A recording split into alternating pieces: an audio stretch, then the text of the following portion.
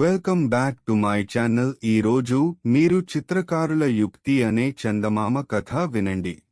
పూర్వం జయవిజయులని ఇద్దరు చిత్రకారులుండేవారు.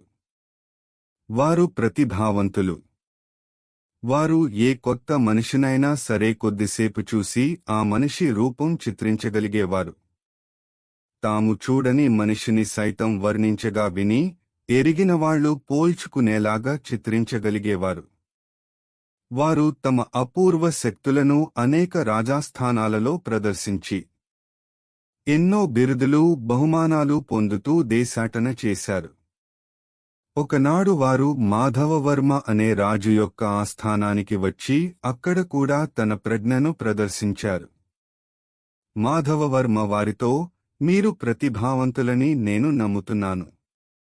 అయితే మీకొక చిన్న పరీక్ష పెడతాను. అన్ని రకాల జ్ఞానం కంటే కూడా ఆత్మజ్ఞానం గొప్పదని పెద్దలు చెబుతారు. ఇది కళలలో కూడా నిజమేనని నా ఉద్దేశం. మీరు నిజంగా ప్రతిభావంతులే అయితే మీరు మీ చిత్తరువులనే వేసి నాకు చూపించండి. అవి వాస్తవాన్ని పోలి ఉన్నట్లయితే నేను మీకు నిజంగా మంచి బహుమానం ఇచ్చి సత్కరిస్తాను అన్నాడు. ఈ మాటలకు జయ విజయులు తెల్లబోయినట్లు కనబడ్డారు. మీరు తరచూ మీ ముఖాలను అద్దాలలో చూసుకుంటూనే ఉంటారు కదా. ఆ ముఖాలను చిత్రించడం మీకేమంత కష్టం? అలా కనిపించి వెళ్లిపోయిన దాసి దాని చిత్తరువు అచ్చుగుద్దినట్లు వేశారే. అంతకన్నా ఇది కష్టమైన పని కాదు అన్నాడు మాధవవర్మ. జయవిజయులు ఒకరినొకరు చూసుకున్నారు. ఒకరి ముఖాలొకరు పరీక్షించుకున్నారు. వారి కళ్ళు ఏమో మాట్లాడుకున్నాయి. సరే మహారాజా, ఈ పరీక్షకు మేము నిలబడతాం అన్నారు వారు. రాజుగారు నౌకర్లను పిలిపించి ఈ చిత్రకారులిద్దరినీ చెరొక గదిలోనూ ఉంచి చిత్రాలు పూర్తి అయినాక వాటిని నా వద్దకు తీసుకురండి. వారుండే గదులలో అద్దాలుగాని అద్దాలలాంటివిగాని ఏమీ లేకుండా చూడండి అన్నాడు. రాజుగారి నౌకర్లు వారిని చెరొక ఖాళీ గదికి తీసుకుపోయారు. ఎవరి ముఖం వారు చిత్రించడం సులువైన పని కాదు.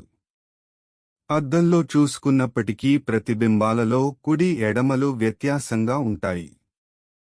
ఆ కారణం చేత జయవిజయులు రాజాజ్ఞ ప్రకారం ఎవరి ముఖం వారు చేసుకోవడానికి ప్రయత్నించినట్టయితే ఫలితం సరిగా ఉండేది కాదు.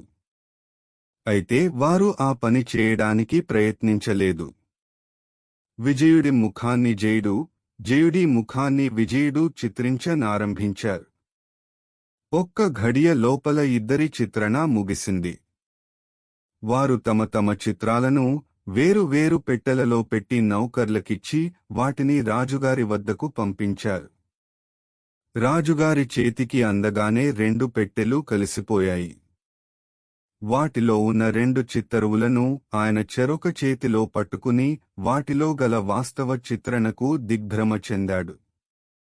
చిత్రకారులు చేసిన యుక్తి ఆయనకు అసలు స్ఫురించనేలేదు.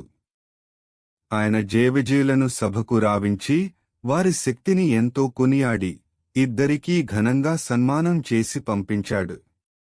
ఈ కథ మీరు విన్నారు కదా. మీకు నచ్చితే please like, share, subscribe my channel. Thank you for watching.